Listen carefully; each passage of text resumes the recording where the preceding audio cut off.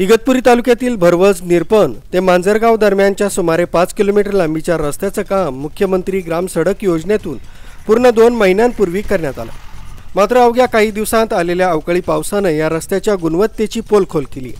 पावसामुळे रस्त्यावर ठिकठिकाणी तडे गेले असून रस्ता अनेक ठिकाणी खचत आहे, ज्यामुळे या मार्गावरून वाहतूक धोकेदायक बनली आहे।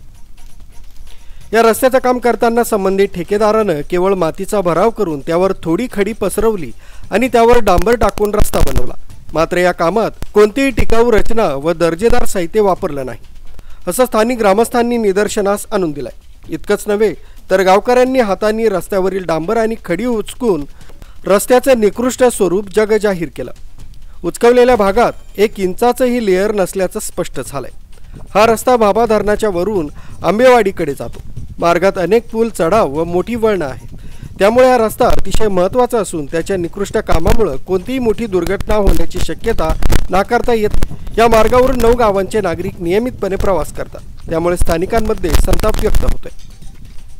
या प्रकरणी श्रमजीवी संघटनेचे नेते सीताराम गावंडा यांनी ठेकेदारावर तीव्र शब्दात टीका करत संबंधित ठेकेदाराला काळ्या यादीत टाकण्याची मागणी केली। तसंच त्यांनी प्रशासनाला विनंती केली आहे की रस्त्याचं पूर्णपणे पुनर्निर्माण करण्यात यावं, जेणेकरून या भागातील नागरिकांना सुरक्षित आणि दर्जेदार रस्त्याची सुविधा मिळेल, अन्यथा तीव्र आंदोलन करण्यात येईल असा इशारा गावंडा यांनी दिला। आरबी न्यूजसाठी पांडुरंग भांगरे, इगतपुरी।